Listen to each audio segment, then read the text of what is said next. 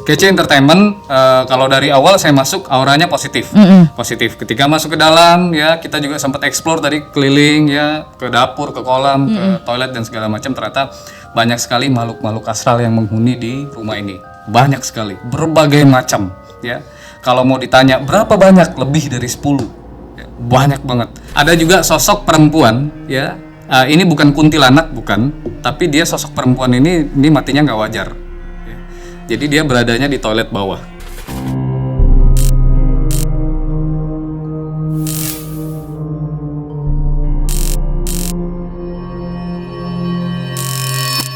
Hai, halo, selamat malam Jumat guys. Tentunya kalau udah malam Jumat berarti di Kece FM ini, di Kece at Night, kita sudah ada di program yang tentunya akan ngebahas peristiwa-peristiwa ataupun juga cerita-cerita mistis yang bersinggungan dengan makhluk-makhluk ataupun juga dengan dunia lain. Tentunya bersama dengan gue Michiko Farahdiba ya.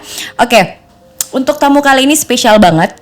Karena malam ini gue udah kedatangan salah satu rekanan gue juga. Jadi tamu kita kali ini spesial. Kalau kemarin juga kita udah banyak dapat cerita sama teman-teman dari Kece juga ya, seputaran tentang pengalaman horor ataupun juga mistis di ruang kerja ataupun juga di kantor kerja. Tapi kali ini spesial, gue akan membawa seorang yang memang dia ini punya sesuatu yang spesial ya. Rekanan satu program gue juga kemarin di salah satu program reality drama. Terus juga beliau ini sedang punya program ramalan juga di salah satu channel TV swasta juga. Tentunya ada Gumay, Heart Gumay ya. Halo. Halo bro, apa kabar bro? Baik. Gimana nih, sehat ya? Sehat. Oke. Jadi Gumay ini juga memang udah rekanan, kita juga emang satu kota juga. Terus banyak cerita juga yang udah gue dapet dari dia dari perjalanan kita beberapa momen-momen kemarin ya Gumay ya. Betul. Jadi kita sempat satu program, so gue tahu dia gimana dengan segala macam kelebihan dan juga cerita dia sampai dengan sekarang. Ternyata kemarin gue mendapati ada beberapa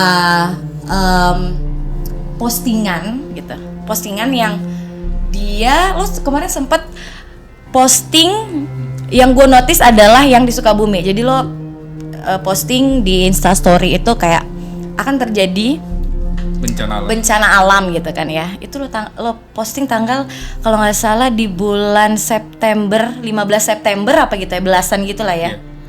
Dan tidak lama kemudian Sukabumi banjir. Gitu ya.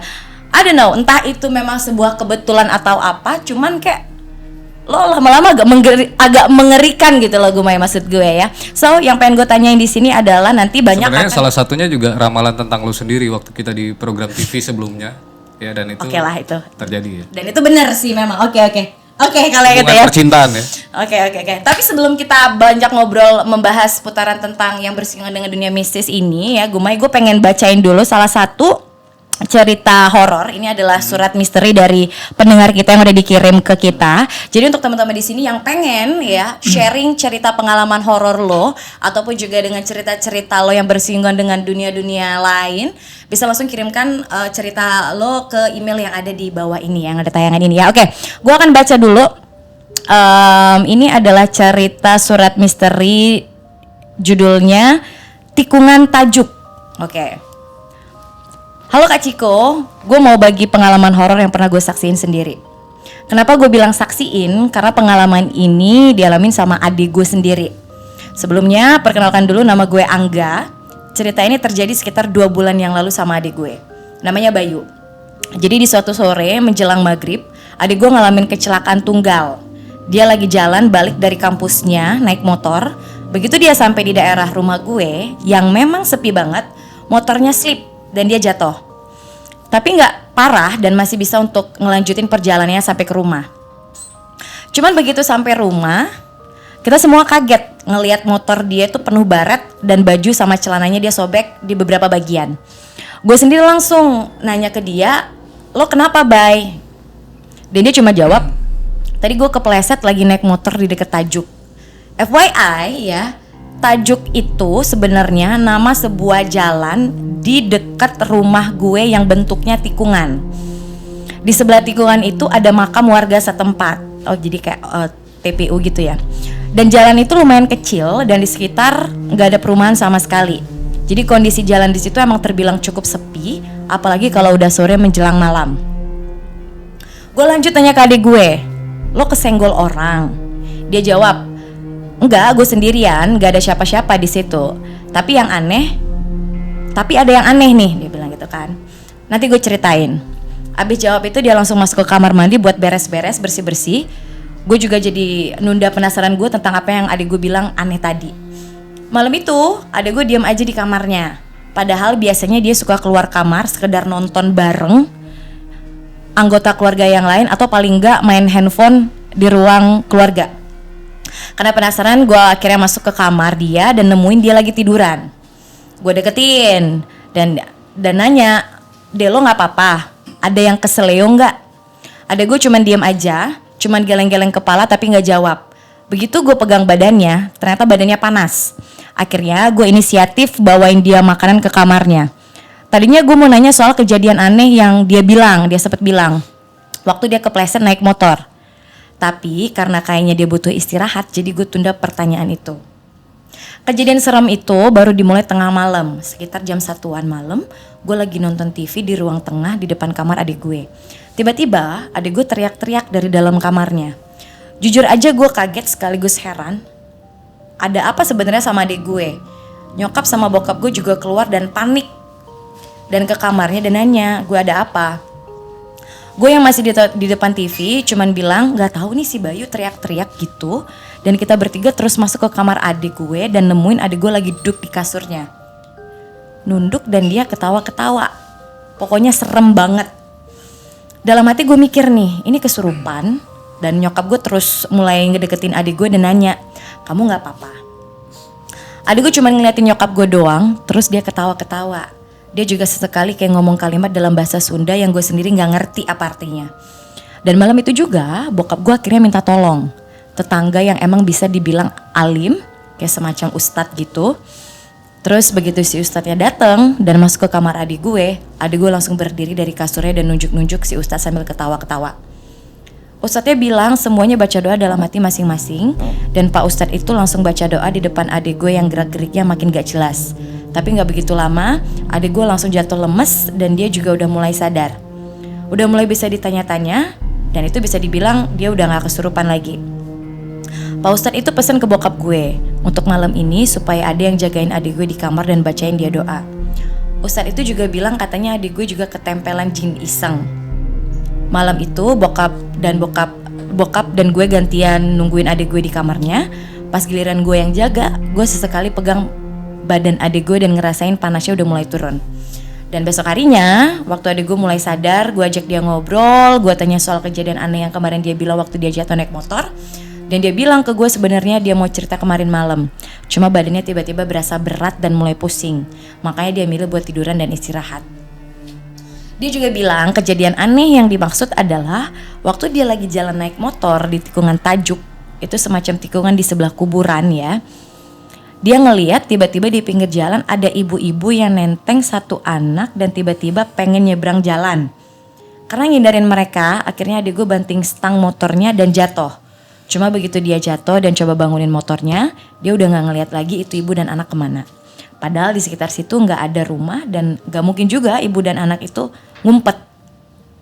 Pokoknya tiba-tiba ibu dan anak itu hilang. Posisi waktu itu juga katanya lagi kosong dan gak ada orang.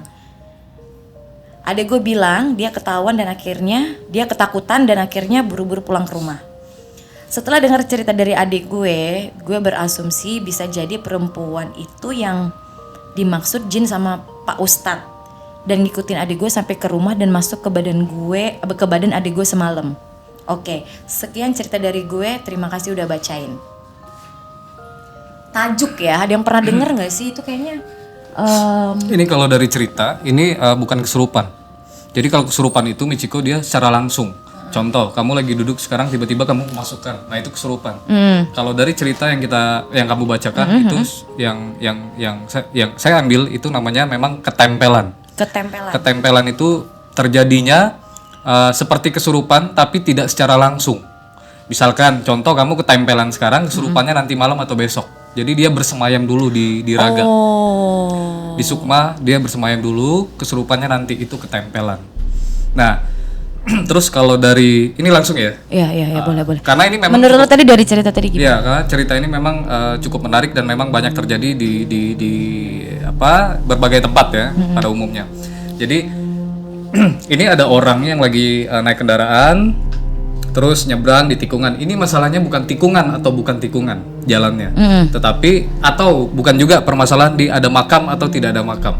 Tapi di sini kita sebut ada yang namanya bangsa jin. Itu kan berbagai macam, berbagai jenisnya. Wujudnya ya, banyaknya ya. Ya jenisnya. Ada namanya as-syaiton. Asyaiton. Ini tugasnya, punya tugas. Tugasnya ini adalah mengganggu manusia. Ya. Caranya adalah dia menjelma, merubah wujudnya, ya, menjadi hewan, ya, menjadi tumbuhan bisa juga, ya, berbagai macam benda mati, bahkan menjelma menjadi seperti manusia. Tapi bukan mantan ya? Hanya terlihat, ya. Beda ya. Beda. Oke. Ya. Lanjut. Nah, jadi mungkin Michiko masih terbayang sama ramalan saya kemarin, putus sama mantannya ternyata putus. Oke. Skip. Jadi lanjut ya Michiko. Jadi Iya. ini bangsa jin ini yang jenisnya asaiton, ini tugasnya itu dia mengganggu manusia dengan cara dia menjelma. Dari cerita tersebut ada sosok nenek-nenek bawa anak-anak. Ibu-ibu yang ya. lagi gandeng Ya. anak gitu. Itu mungkin bisa kita ambil kesimpulan, memang tidak secara kasat mata. Kalau dari gue sendiri tidak melihat secara langsung atau siapapun dari cerita, tapi kalau diambil dari cerita, ini bangsa jin asaiton yang dia menjelma menjadi sosok manusia, ya, lalu dia menyeberang. Tugasnya memang membuat manusia lalai, ya. Banyak kejadian. Contoh yang paling besar nih di tol Cipularang, ya, banyak selebritis atau siapapun yang sering kejadian di sana. Itu jinnya asaiton. Jadi manusia tersebut jadi lalai, bisa jadi dia berusaha untuk memutar balik motor dan lain-lain, ya. Makanya dari Yang jatuhnya berarti ini tuh jenis asyaiton yang lo bilang ini berarti adalah masuk ke orang-orang yang makhluk-makhluk yang memang suka mengganggu orang dan bisa mencelakai orang nggak sih? Betul. Oh. Ya, dia mencelakai manusia tapi tidak secara langsung. Caranya adalah pertama dia merubah wujud. Ya, kalau kamu lagi naik kendaraan ada burung terbang, ada ular lewat, ada manusia lewat, bahkan ada keluarga sendiri yang membuat kita kaget. Itulah kenapa manusia dianjurkan di setiap agama-agama manapun kalau lagi berada di manapun kalian berada atau sedang berkendaraan, pertama berdoa. Kedua ingat sama yang di atas. Oke. Ya. Kalau kamu lalai, kamu lupa doa, kamu lupa yang di atas, kamu lalai, berbagai cara dia lakukan. Contoh, dia masuk ke dalam mobil atau dia ikutan nebeng ke motor yang sedang kamu bawa. Oh, itu bisa. Itu bisa. Bisa. Caranya dia begini. Jadi kamu secara tidak langsung kamu akan merasakan sedikit terganggu. Itu mungkin yang kayak berasa ada yang kita rasain, entah itu merinding atau apa nggak sih? Itu kan Iya, mungkin ya. betul, itu salah satunya. Yang biasa kita rasakan pada umumnya kan hal yang kayak Pada gitu umumnya nggak sih? seperti itu, iya. Kayak ditiup lah, gitu. Iya. Terus ada juga cara dia ketika kamu bawa kendaraan atau kamu sedang di mana di perjalanan, contoh yang cerita tadi, dia menutup mata. Ya, dengan tangannya sendiri. Pertanyaannya, manusia derajatnya paling tinggi. Kenapa ini makhluk halus, makhluk astral bisa melakukan itu? Ya. Itulah kenapa adanya agama. Itulah kenapa adanya tuntunan. Kalau kamu lupa untuk berdoa, kamu lupa sama yang di atas, jadinya kamu lalai. Kamu tertutup. Bisa dihasut sama makhluk tersebut. Oke, kalau ngomongin tentang pengalaman-pengalaman berarti mungkin kalau lo sendiri kan punya kelebihan ataupun juga hal spesial ini gitu ya, atau bisa dibilang adalah gift from the God, bisa dibilang gitu nggak sih Mai? Dan ini lo alami di umur 6 tahun ya? Iya. 6 tahun itu gimana cerita singkatnya gimana bisa sampai akhirnya oke, ternyata gue punya sesuatu nih yang bisa gue rasakan ketika gue berada di mana, ketika gue bisa melihat atau gimana gitu. Jadi memang dari semenjak kecil umur 5-6 tahun saya memang sering berkomunikasi dengan makhluk astral, mainnya sama genderuwo, mainnya sama jin, ya, hantu yang wujudnya seperti anak kecil, ya, keluarga juga tahu, orang tua juga tahu dari umur 4 tahun, 5 tahun, 6 tahun sampai di umur 6 tahun karena saya sering nggak pernah main sama anak-anak di luar, bisa dibilang mungkin dari kecil pun saya sudah introvert, jadi hanya beberapa teman yang dekat sama saya yang bisa ngobrolnya secara lepas ya. Tapi untuk sekarang saya berusaha untuk menjadi karakter manusia pada umumnya. Nah, tapi di umur 6 tahun itu dengan kegiatan saya yang tidak pada umumnya ngobrol main sama jin, setan yang ada di rumah saya saat itu, ya lari-lari dan lain-lain, ketawa-ketawa, nggak main sama anak-anak di sekitar. Saat itu saya terjadi kecelakaan. Berarti si indigo ini sendiri bermula dari kecelakaan. Tidak bermula dari kecelakaan, tapi memang dari lahir. Dari lahir, sudah dari lahir, semakin tapi kuat ketika terjadinya kecelakaan. Di mata kiri saya ini ditusuk panah, nembus sampai ke kepala belakang. Terus saat itu karena masih kecil, jadi saya cabut sendiri panahnya, jadi bola mata saya lepas. Jadi ini bolong.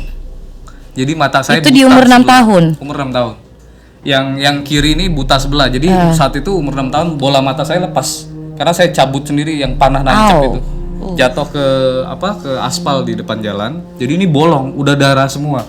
Darah udah berceceran di depan rumah tuh, udah aspal. Bola mata saya hilang. Udah nggak tahu kemana. Akhirnya dicari sama tetangga, nemu di dekat selokan situ diambil tindakan langsung dibawa ke rumah sakit. Saat itu kebetulan saya kan asli orang Palembang, Sumatera Selatan ya. Jadi saya dibawa ke rumah sakit umum Muhammad Hussein, mungkin datanya masih ada, dibawa ke sana, langsung dilakukan penindakan. Akhirnya saya mati. Tapi ini bukan cangkok kan? Mata yang sekarang bukan cangkok. Donor. Berarti. Ini mata jenazah. Oh. Ini mata jenazah. Jadi saya langsung diambil tindakan saat itu untuk dioperasi, tetapi 2 bulan saya dinyatakan koma, mati suri. Tidak bernafas, tidak berdetak. Tapi itu di umur 6 tahun. Di umur 6 tahun. Tidak bernafas, tidak berdetak di rumah sakit Muhammad Hussein. Bola mata udah tidak ada, bolong sebelah ditutup. Mungkin kehendak Tuhan ya, kehendak yang Maha Kuasa berbeda. Ya, mungkin juga doa ibu ya, dan memang maut jodoh rezeki sudah ada yang ngatur. Tapi bangun ya, bangun ya setelah itu, dan setelah itu baru memang lu merasakan oke, berarti ada yang berbeda nih di dalam diri gue gitu kan ya. Ya, setelah akhirnya ada mukjizat dari Allah, ternyata ada jenazah saat itu yang masih bagus organnya, akhirnya diambil mata sama dokter untuk didonor ke mata. Berarti dengan dari kejadian situ lo benar-benar bisa melihat wujud dalam semakin kuat ya. Bisa sekarang. Sekali itu. Dan gimana tuh ceritanya, Mai? Jadi kalau ditanya lo akan sangat bisa. Ada kan orang yang bisa hanya merasakan aja gitu. Ada yang mungkin dia spesialnya adalah bisa lihat cuman kayaknya nggak begitu benar-benar jelas banget gitu kan ya. Kalau lo sendiri? Kalau itu begini, Michiko. Jadi manusia itu terlahir semuanya sama mempunyai sixth sense atau mata batin. Ya, semuanya sama. Pertanyaannya ada yang terbuka dan ada yang tidak terbuka. Semuanya ada, termasuk itu yang dibilang mata batin tadi itu ya? Iya, mata batin sixth sense. Semua punya. Ya, ada yang terbuka dan ada yang tidak terbuka. Nah, dulu pada tahun 40-an mungkin ya, lebih kurang, itu kita sebut dengan extrasensory perception atau sixth sense. Ya, dengan majunya zaman di tahun 60-an menjadi indigo. Nah, ini kalau kita jabarkan, ini berbagai macam nih. Ada yang pertama kita sebut dengan precognition. Precognition ini adalah manusia yang terlahir bisa melihat masa depan. Yang kedua, ada yang namanya clairvoyant. Clairvoyant ini manusia yang terlahir bisa melihat situasi keadaan pada saat itu juga, hari itu juga. Ya. Contoh sekarang saya di sini, saya bisa tahu ya keberadaan atau apa aktivitas yang dilakukan di ruangan sebelah. Lagi minum, pegang cangkir, lagi ganti baju, mandi, tidur dan lain-lain, itu bisa dirasakan, itu disebut clairvoyance. Lalu ketiga, telekinetik. Ini yang berbahaya. Telekinetik adalah manusia yang terlahir yang dia mempunyai gift, bisa menggerakkan benda barang. Ya. Nah, kalau telekinetik ini kita garis miringkan ini dengan godam. Biasanya makhluk yang manusia ini terlarang, ini tidak boleh. Ya, manusia yang menganut ilmu hitam, black magic ya, atau kita sebut saja dia nyelmu ya. Terus dia bisa menggerakkan benda dan lain-lain, atau yang tidak ngilmu kita sebut dengan telekinetik. Lalu ada yang namanya telepati. Telepati itu sekarang yang kamu pikirkan itu bisa saya tahu. Saya tahu apa yang dipikirkan kamu dan yang lain-lain. Itu disebut dengan telepati. Lalu juga ada ilusionis, hipnotis dan sebagainya. Nah, ini kalau kita rangkum jadi satu, ini disebut dengan indigo. Terakhir ada medium. Medium yang sering saya lakukan. Medium ini adalah berkomunikasi, ya, ngobrol, ya, sambil duduk santai Oke. ya dengan makhluk astral, Oke. dengan makhluk halus. Itu dia tadi ya, berarti banyak sekali terbagi dan apa ya, kalau kita menceritakan tentang dunia lain yang memang di luar dari manusia itu, kalau untuk di breakdown itu memang sudah ada ilmunya sendiri gitu ya Maya. Iyalah tadi sixth sense, kemudian juga telepati dan lain-lain, itu memang sudah ada teorinya ternyata ya, dan itu memang lo rasakan. Dan kalau misalkan dari lo sendiri untuk kemampuannya sendiri, apakah lo itu bisa manggil, apakah lo hanya cuman sekedar bisa berkomunikasi atau gimana?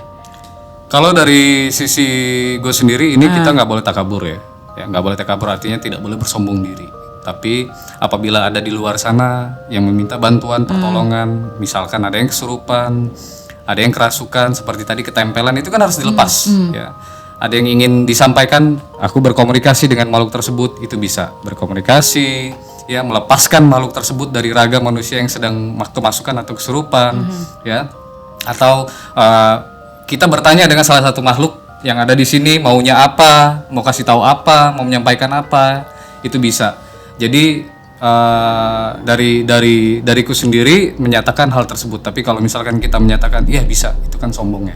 Jadi insya Allah kalau misalkan memang ada permintaan, ada yang Mai ini tolong dong coba mediumship komunikasi, ngobrol sama makhluk yang ada di sini, atau ada yang mau ditanya, atau ada yang kesurupan, insya Allah bisa. Dan untuk kemampuan itu sendiri nih ya, itu tuh akan bertambah seiring berjalannya waktu atau gimana sih Mai? Atau lo terus explore, ataupun juga itu memang kayak naluri aja udah ngalir dengan sendirinya gitu loh kemampuan itu, atau gimana?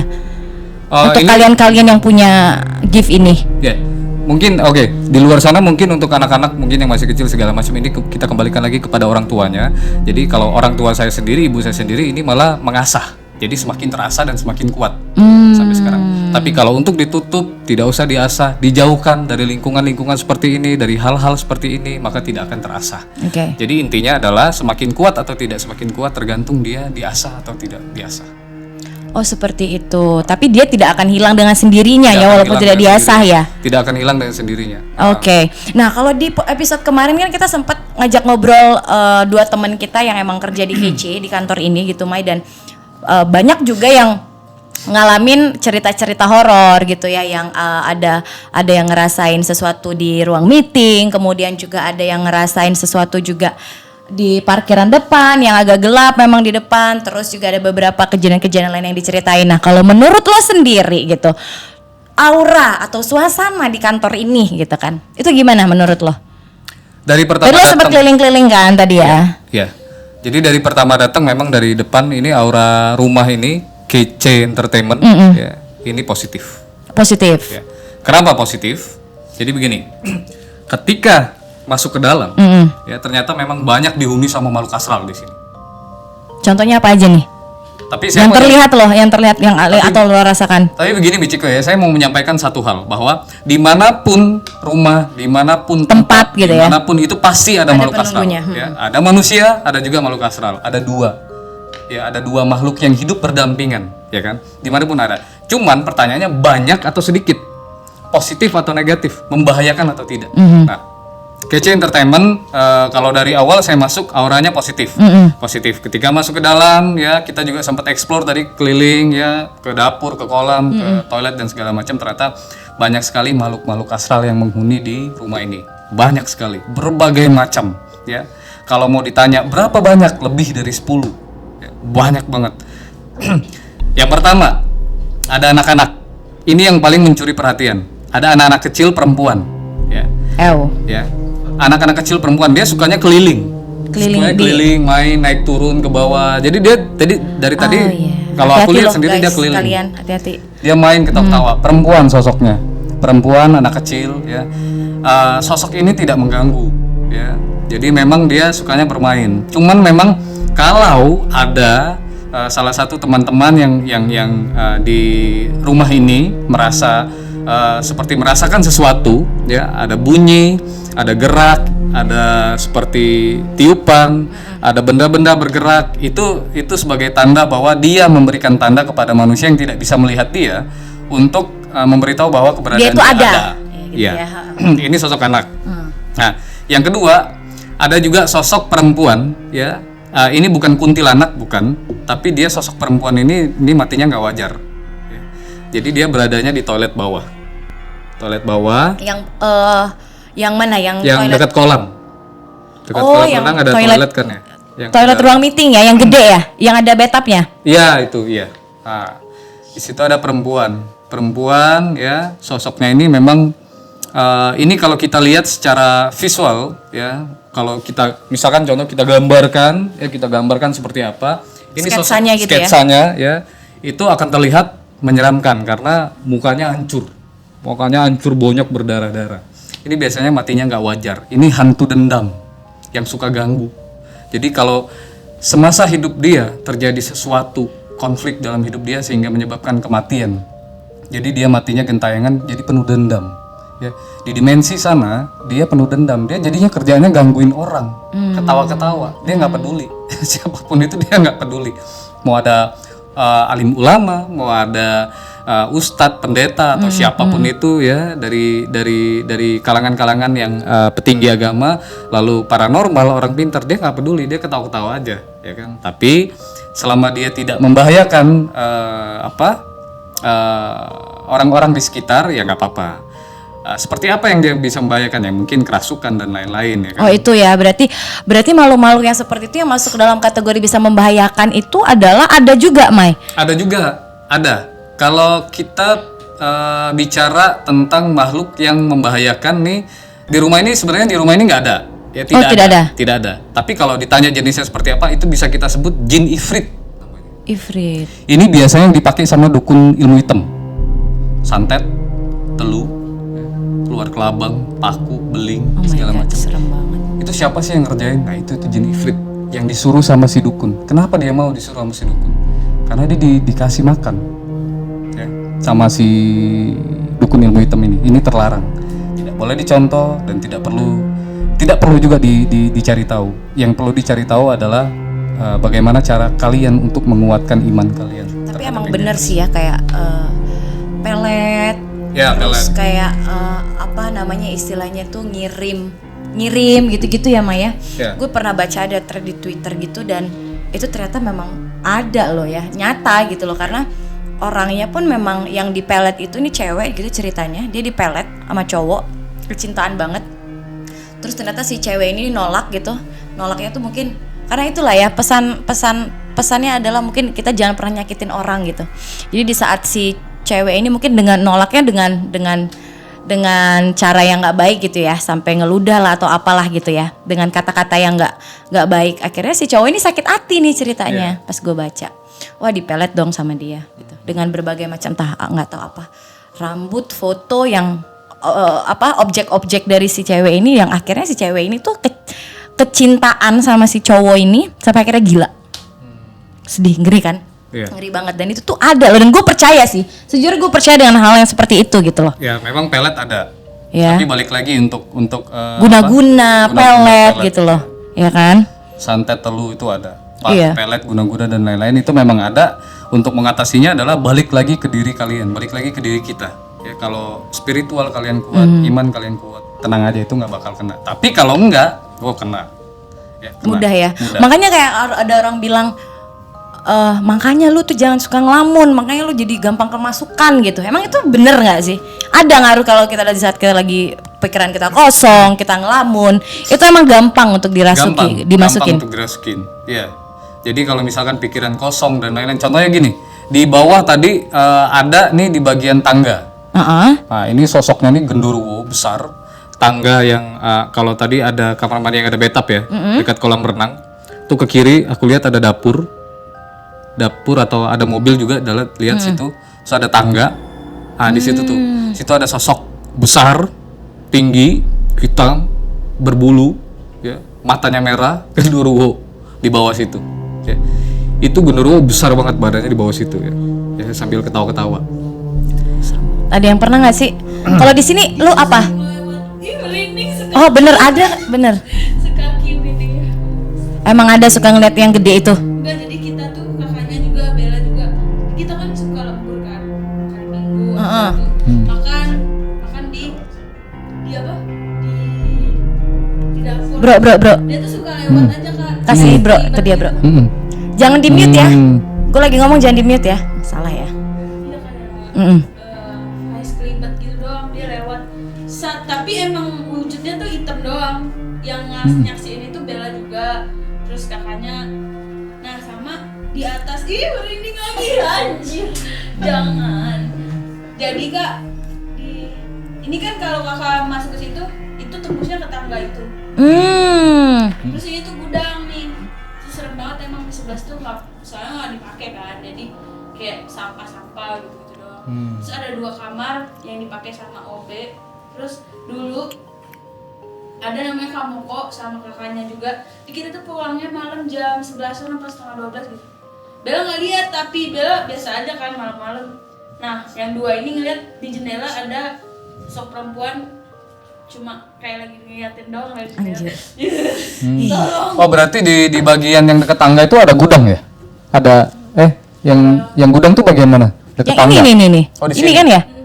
Bukan gudang sih kak, jadi kayak Ruang penyimpanan. jadi kayak ini rumah sama si garasi itu kayak ada jembatan. Oh. Itu tuh, semuanya itu tuh barang-barang yang gak kepake ditaruh di situ.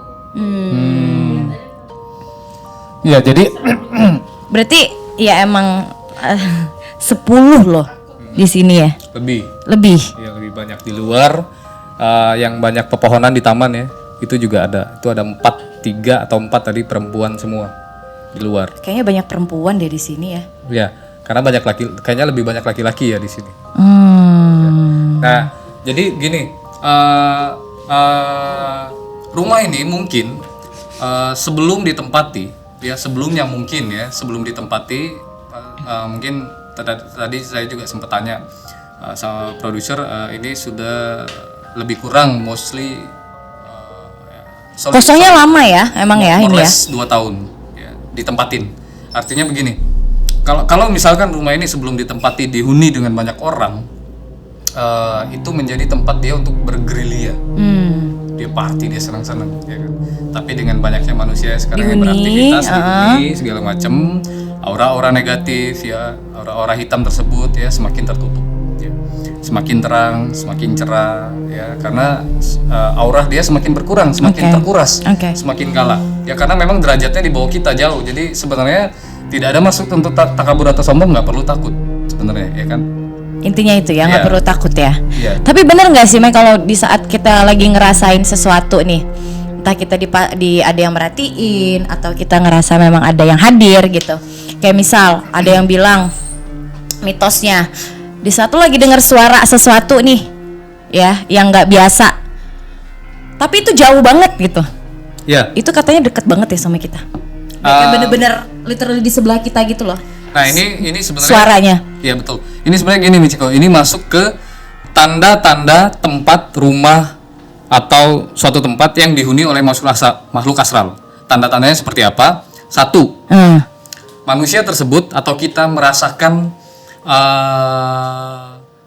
bulu kuduk ya, merinding ya, seperti ditiup, seperti dingin ya, padahal lagi panas dan sebagainya. Seperti kita merasakan sensitivitasnya meningkat ya. Kedua, seperti disenggol rambut, badan, tapi tidak ada makhluk lain, tidak ada manusia lain gitu. Ketiga, ada benda bergerak. Keempat, ada bunyi ya. Kelima, ada bau-bauan gitu, Mai? Ya, kelima ada bau kayak kita bangkai gosong, ya, bau bangkai dan lain-lain. Itu termasuk nggak sih? Ya, itu termasuk. Contohnya kita lagi di ruangan tersebut. Pertama, di sini kan tentunya sudah sering dibersihkan, ya, sudah sering dibersihkan, sering dijadikan tempat aktivitas. Tapi kalau tiba-tiba saat ini atau nanti mencium bau bangkai di sini, bau seperti bau bangkai hewan, bau busuk seperti itu salah satu pertanda yang paling kuat bahwa ada makhluk astral di sini. Yang pada saat itu gitu ya? Pada saat itu, tapi untuk saat ini tidak ada di luar sih. Ya. Nah, sebenarnya biasanya keberadaan anak indigo yang zaman sekarang orang sebut atau kita sebut sebelumnya yang dulu-dulu paranormal, para psikolog, orang pinter, kalau datang ke suatu tempat itu biasanya menarik energi para makhluk astral tersebut. Misalnya contoh keberadaan ketika saya datang di suatu tempat, pasti biasanya semuanya mendekat. Biasanya semuanya mendekat. Ya. Nah, tapi kalau buat sekarang nih, Mai, ada something nggak yang sekarang gitu, yang lo rasain? Kalau sekarang yang lagi ngikutin aktivitas kita nih. Kalau sekarang di luar, Atau nggak ada ya di sini. Oh, Nggak ada. di luar. Jadi begini, karena memang pada dasarnya ketika si orang-orang yang mempunyai kelebihan tersebut, contohnya misalkan saya berada di sini, biasanya semuanya mendekat dimanapun saya berada. Karena kenapa? Karena makhluk astral tersebut, makhluk halus tersebut, ketika dia tahu ada manusia yang bisa berkomunikasi dengan dia, ya, yang bisa melihat Peka wujudnya, lah ya intinya dia ya. tahu kita peka, manusia tersebut peka, maka dia mendekat, dia mau ada yang mau disampaikan, dia mau ngomong, dia mau ini, dia Sekarang ada nggak? nggak, dia di luar semua, Oke. di luar semua, Berarti sekarang nggak ada ya? nggak ada, Jangan nggak ada di ngadi-ngadi dalam lo, Mai. sini, Iya. gitu. Oke. Nah, kalau lumayan ya berasa juga ya. Ya. Jadi makhluknya juga memang, tapi ya aman lah. Rumah ini positif kok ya guys ya, karena mungkin memang diisi dengan orang-orang yang selalu berpikiran positif ya, dengan kreativitas yang sangat luar biasa ya kan ya. Terus terakhir nih mungkin ya, Mai, dari gue, karena kan ini hakikatnya adalah kita emang hidup berdampingan gitu loh. Kita tidak bisa menapik juga hal-hal seperti ini kan memang sangat dekat sekali dengan manusia. Nah, gimana sih caranya supaya kita nggak saling ganggu satu sama lain gitu? Sebenarnya caranya simpel banget ya, dimanapun kita berada, ya kapanpun itu, ya tetapi pesan ini sebenarnya banyak dilupakan oleh manusia-manusia di luar sana, karena termasuk saya juga sebagai manusia, ya karena kita bukan nabi, bukan malaikat, kita cuma manusia, kesempurnaan bukan milik kita kadang lupa. Nah, kesempurnaan hanya punya milik Bunda Dorce. Ya, jadi kadang saya juga sering lupa berdoa, Lupa berdoa. lupa izin permisi. Oh, ya, jadi, kayak assalamualaikum gitu Ya. dalam dimanapun kita dimanapun berada masuk apapun, ke ruangan, agamamu, sebuah tempat ya. siapapun kamu, dengan caramu, izin dan permisinya. Ya, dengan cara simpelnya adalah ketika saya atau Michiko sedang berada di luar, lalu kita duduk di taman tadi di sana, ya, jangan lupa permisi. Nah, tuh di situ kan tadi di luar banyak pepohonan ya, yang di pinggir-pinggir yang ada apa sih? Ada setapan buat syuting kali ya dan lain-lain. Yang di depan Iya, teras iya, masuk. iya, iya. Nah, kalau sana kita berdiri ngobrol kayak tadi, ya nggak perlu ngomong permisi ya gitu, nggak perlu. Tapi cukup dalam hati juga nggak apa-apa, dia tahu kok. Ya, dia di sini dia tahu. Jadi takutnya ketika kamu sedang lupa, ya kamu sedang, misalkan contoh saya sedang buang asap ya, sedang sebat, terus atau sedang berdiri tapi asal gerak, di situ ada makhluk astral yang di situ merasa terganggu karena tidak permisi, dia masuk. Oh, berarti itu benar adanya ya. Kita Ketempelan. harus permisi dulu, Iya. kita harus salam dulu gitu ya. Percaya nggak percaya, tapi ya kayak udah turun temurun aja sih kayaknya Iya. ya hal-hal seperti itu ya. Permisi numpang lewat gitu, Iya. permisi gitu. Oke. Nah, terus kalau di depan di teras kan di bagian taman tuh ada ada sosok perempuan yang menghuni di bagian taman ya. Ini kalau saya lihat tadi, saya keliling, ini dia nggak mau masuk ke dalam rumah, dia nggak mau masuk, nggak pernah masuk, bahkan nggak mau masuk dan nggak Why? berani masuk Kenapa? karena ada penjaganya, ada tetangga. Nah, itu dia takut. Oh. Jadi gini. Jadi sebenarnya kalau kita bicara tentang makhluk astral, ini kan dia ada ketuanya nih, ada pimpinannya. Oh, itu pun berlaku ya sepertinya Berlaku. di dalam kasta-kasta Ya, perduniaan ya. astral ini. Berlaku. Oh, oke. Berlaku. Contohnya tadi misalkan ada sosok perempuan yang di belakang, yang apa bentuknya itu hancur, mukanya berdarah-darah di belakang tadi. Ya, ini dia nggak akan berani macam-macam ganggu yang berlebihan kepada para penghuni rumah di sini ya, manusia-manusia di sini, karena dia ada batasan, karena ada yang liatin dia. Ada di atasnya lagi. Jadi dia nggak berani, Nggak ya, berani. nggak bisa dia Takut ya. dia, iya. Karena ada teritorialnya masing-masing Betul. juga ya ternyata ya. Betul. Oke, menarik sekali Guma ya.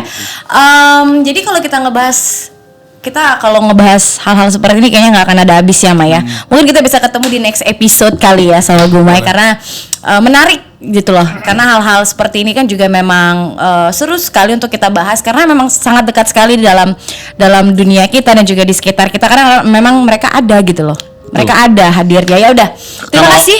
tadi yang membuat saya menarik ada satu hal, saya mau kasih Ada tahu lagi? contoh. Ini yang kejadian di cerita Apalagi tadi nih? ya. Oh, yang tadi cerita Iya. surat misteri kenapa Mai? Ya, nah dari surat misteri. Ini kalau ada misalkan yang kejadian seperti itu, ya biasanya kan hal yang paling tepat adalah kita meminta pertolongannya kepada yang di atas. Itu sudah pasti, 100% itu kita minta tolongan sama yang di atas, ya. Tetapi apa salahnya juga kalau kita minta tolong sama ya, orang pinter atau paranormal itu nggak masalah, ya. Toh tujuannya baik. Nah, itu namanya ketempelan. Ketempelan dia kerasukan gini. Kalau dia jangka lama tidurin di kasur, ya kasih bantal. Itu caranya ya. Salah satu cara. Salah satu Ini caranya, salah satu cara. Ambil daun sirih 7 lembar, taruh di bawah bantalnya. Ya. Kalau itu terus berterusan selama 7 hari, ya.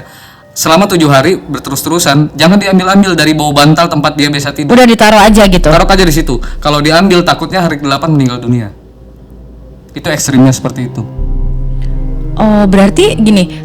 Tapi meninggalnya dia bukan karena penyebab si makhluk astral tersebut, bukan. Tapi karena tubuhnya sudah nggak kuat. Ya, itu bertabrakan. Ya, tidak bisa dijelaskan secara apa bahasanya? Secara gimana ya?